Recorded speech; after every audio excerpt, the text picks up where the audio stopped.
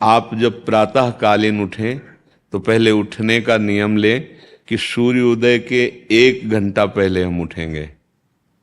देखो हमारी प्रार्थना मानना। तो इस समय सूर्योदय कई बजे होता है?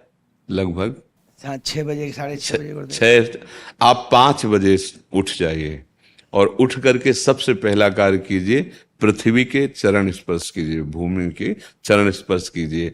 और फिर आप जिस आसन पर बैठे हैं, देखो ध्यान से हमारी तरफ सुनना, जिस आसन पे बैठे हैं, जिस पे शयन किए थे, जिस सैया पर सोए थे, पृथ्वी को प्रणाम करने के बाद उसी सैया में 5 मिनट केवल बैठ जाइए और 5 मिनट बैठकर 5 संतों का नाम ले लीजिए। जैसे हम लोग श्री स्वामी हरिदास जी की जय, हरिवंश महाप्रभु की जय, हरिराम व्यास जी की जय, नागरीदास जी की जय, श्री ध्रुवदास जी की जय। पांच पांच संतों के नाम याद कर लीजिए। इसके बाद नीचे उतरिए और पहले जो अपने माता पिता, अगर वो शयन कर रहे हैं तो कोई बात नहीं है, अगर वो शयन नहीं कर रहे हैं तो पहले जाकर माथा रखकर उनको प्रणाम कीजिए।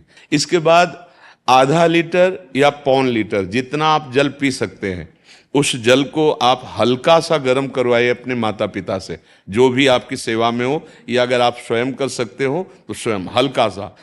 अगर 500 ग्राम पी जाए तो और अच्छी बात है, और इससे ज्यादा पी जाए तो अच्छी बात है। वज्रासन में बैठना आता है? वज्रासन जानते हो आप लोग? देखो वज्रासन, वो देखो बैठ रहे हैं, ये दोनों पैरों को ऐसे करके इससे बैठकर जल पिया जाए। ये आपके ब्रह्मचर्य की रक्षा करेगा, कब्ज नहीं होने देगा और आपके मस्तिष्क की गर्मी को ठंडा करेगा। ऐसे वज्रासन में बैठकर धीरे धीरे 5 या 10 मिनट में जल पिया जाए, एकदम ना पिया जाए। गिलास में लेकर के 500 ग्राम जल धीरे धीरे उसको पिया जाए। फिर इसके बाद आपको 100-200 कदम टहलना है। फिर इसके बाद आप शौच जाइए। शौच, अगर आपका पेट साफ हो जाता है, अगर नहीं साफ होता है, कोई ऐसी परेशानी लगती है, तो 1 चम्मच ईसबगोल की भूसी और छोटी हर का आधा चम्मच अगर रात्रि में दूध से या पानी से ले ले तो वो बार बार शौच नहीं लगाएगा, पर आपकी आंतें साफ हो जाएंगी। शौच जाने के बाद स्नान करें और फिर तुरंत, अगर आपको व्यायाम आता है तो करे, नहीं तो सीधा सरल बात होती है, 20 बार बैठ जाए बैठक और 10 बार लेटने वाली दंड। और इसके बाद जो अनुलोम विलोम, जो इससे खींचे इसे छोड़ दे, इससे खींचे इसे छोड़ दे। इसके बाद दोनों हाथ ऐसे करके 7 बार ऐसे करे, सीधा खींचे और सीधा छोड़ दे। इतना ही तुम्हारे लिए प्राणायाम की आवश्यकता है।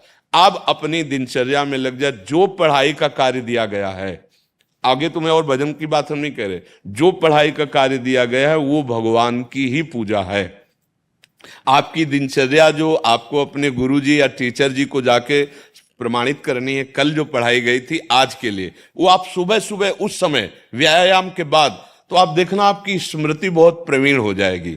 अच्छा, ये आपकी प्रातःकालीन दिनचर्या है। जब आप अपने गुरुदेव के पास स्कूल जाएं, तो हमें आजकल का तो अब पता नहीं, पर हम लोग जब जाते थे तो अपने गुरुजी को प्रणाम करते थे। तो जो स्कूल में आपको पढ़ाई पढ़ा रहे हैं वो तो बात है, अब आपको जो हम खास बात बताना चाहते हैं वो कि देखो अभी छोटे छोटे बच्चे हो, बच्चों में कुछ बच्चे ऐसे गंदे बच्चे होते हैं जिनके गंदी बातें दिमाग में आ जाती हैं और गंदी बातें वो करने लगते हैं आचरण में। आप लोग इतना तो जानते ही होंगे कि गंदी बातें किसे कहते हैं। आप लोगों के पास अगर मोबाइल है तो कभी गंदी बात देखना नहीं। कोई भी बच्चा अगर गंदी बात दिखाए तो अपने टीचर से या अपने माता पिता से जाके शिकायत करनी चाहिए, वो बहुत हानिकारक होती है। कभी कोई भी गंदी बात अपने द्वारा नहीं होनी चाहिए।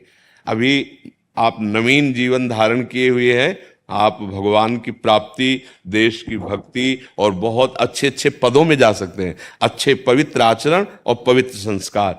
ब्रह्मचर्य के लिए गंदे बच्चों का संग त्याग करना, गंदी कोई ऐसी हरकत सिखावें या बात सिखावें तो उसको सुन करके छुपा नहीं लेना, तुरंत अपने टीचर से बताना या अपने माता पिता से बताना, और ऐसे बच्चे का कभी संग नहीं करना।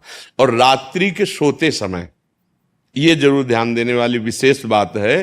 रात्रि के सोते समय जो भगवान का नाम प्रिय, जैसे इन लोगों ने आप लोगों को बताया राधा वल्लभ श्री, तो सोते समय बस प्रार्थना करो कि हे प्रभु आज दिन हमारा जो भी गलती हुई हो वो हमको आप प्रार्थना करते हैं कि आप हमें समझाओ क्या हमसे गलती हुई। अगर पूरी दिनचर्या में ऐसा लग रहा है हमसे कोई गलती नहीं, तो भगवान सुबह से अभी तक हम सोने जो जा रहे हैं ये पूरा समय आपको समर्पित। आप देखना इसका फल देखना, एक तपस्वी की तपस्या का जो फल होता है ना उसका ये फल मिलेगा। और सोते समय बस राधा वल्लभ श्री हरिवंश, राधा वल्लभ श्री हरिवंश, इधर उधर ना सोचते हुए, ना मोबाइल देखते हुए, ना कोई गंदी बात मन में, और चुपचाप सो जाइए। और जब फिर सुबह उठे तो फिर ऐसी दिनचर्या। और पढ़ाई इस समय तुम्हारा भजन है।